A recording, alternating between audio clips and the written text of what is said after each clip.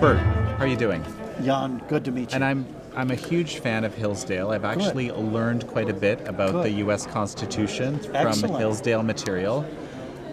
So I'm extra happy to have you here today. Good. It's good to be You here. guys are playing a really important role in educating the American public about some of what the Founding Fathers created, intended, Do you and have so a forth. school like that in Canada that takes no federal aid? Or it would be not federal, but no government aid? An equivalent? Yes. I'm unaware of that. But America's an unusual place this way because there's something extremely unique and special about America relative to every other country. Sure. Founded on these principles of liberty. Yes. Right? And that is something that I certainly didn't understand growing up in Canada. Right? That this was something very special and unique and singularly unique in the world.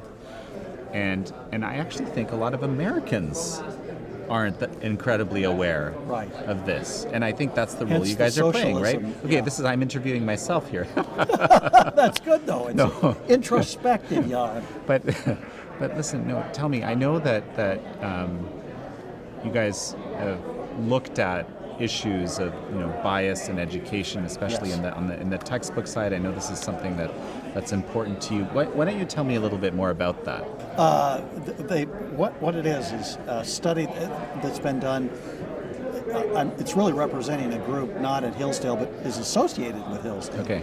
The Education and Research Institute. Okay. And they hired me. Out of Hillsdale, I said, do the study on the American Pageant, which is the worst textbook and one of the most commonly used textbooks. Sorry, the American... It's called the American Pageant. Okay, got it. It's used in high schools. It's used in colleges heavily. It's sold millions of copies. It's loaded with biases. So what I did was took the modern version from. And just very briefly, what is the subject? What is it teaching actually? It's teaching government is good and entrepreneurs are greedy. I see. So it's like for your social studies class or something like that. Right. It'd be for history. Oh, for history. Yeah, and okay. I'm a professor of history. So Got it. that's where it comes in, and of course it's just riddled with distortions, some errors. So I went not line by line because some parts of it were not pertinent, but the parts that were, I went line by line. Here are the biases, and we put this online with this group. It's at www.trueamericanhistory.us. Trueamericanhistory.us. So any student that has this textbook foisted on them can go online and see the critique and and point. Well, give me an example of this, most outrageous example of bias that you saw. They hate John D. Rockefeller, the first billionaire in U.S. history. They say he was greedy, he exploited people, and was mercenary in all his actions. What happened, Rockefeller, aside from the fact that he made oil available more cheaply than anybody else in the world, and was always trying to get it down because he wanted poor people to be able to have access to it. Aside from that, what he did with his money then, once he earned it, he gave half of it away to charity, including founding black women's colleges. Spelman College, a university now in Atlanta. So that's not mentioned in this textbook? No textbook that I've ever seen has mentioned that. An obvious point. Right. But if you mentioned that, it would soften the picture. He's greedy, selfish, no mention of So that. he could there could have been some greed involved, but there's also this other side, the real picture of the man. Exactly. Okay. Exactly. Very interesting. His employees liked him. They almost never went on strike. He had good relations with. The point is, it's just a caricature. Right. That's in the text. Right. Very interesting. A lot of what I get is the term robber barons. Okay. You probably don't have that in Canada. No. I'm very familiar with the term. I don't know if we use that. Maybe I may have learned it here. It was but invented by a very familiar. communist.